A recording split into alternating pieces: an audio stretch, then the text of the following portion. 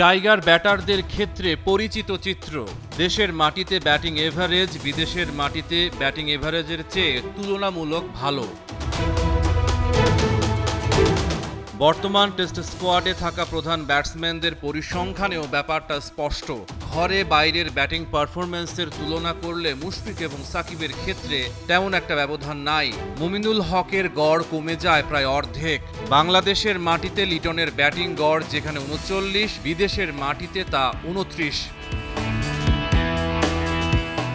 তবে এক্ষেত্রে ব্যতিক্রম নাজমুল শান্ত। হোমের চেয়ে অ্যাওয়েতেই তার ব্যাটিং এভারেজ ভালো। বাংলাদেশের মাটিতে শান্তর গড় ২৫, কিন্তু ঘরের বাইরে তা ৩৪। নাজমুল শান্তর ভালো খেলা বাংলাদেশের জন্য কতটা গুরুত্বপূর্ণ? বাংলাদেশ জিতেছে এমন ম্যাচে তার ব্যাটিং গড় ৬৮, ড্র হওয়া ম্যাচে ৫৪ আর হেরে যাওয়া ম্যাচে মাত্র ১৬। অর্থাৎ বাংলাদেশ টেস্ট দলের অন্যতম প্রধান অস্ত্র নাজমুল শান্ত।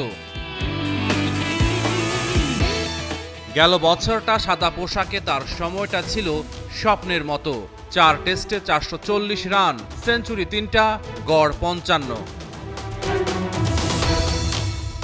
কিন্তু শেষ ৬ ইনিংসে কাপ্তানের ব্যাট কথা বলেনি।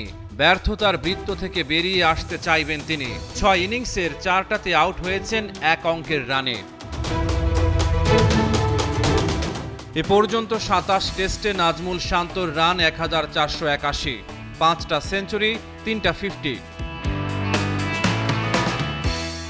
২১ আগস্ট রাওয়ালপিন্ডিতে বাংলাদেশ পাকিস্তান প্রথম টেস্ট। কাপ্তানের কাঁধে অনেক দায়িত্ব। এর আগে পাকিস্তানের বিপক্ষে ৩টা টেস্ট খেললেও একবারও 50 হাঁকাতে পারেননি নাজমুল শান্ত। রহমান পেয়ার, ৭১।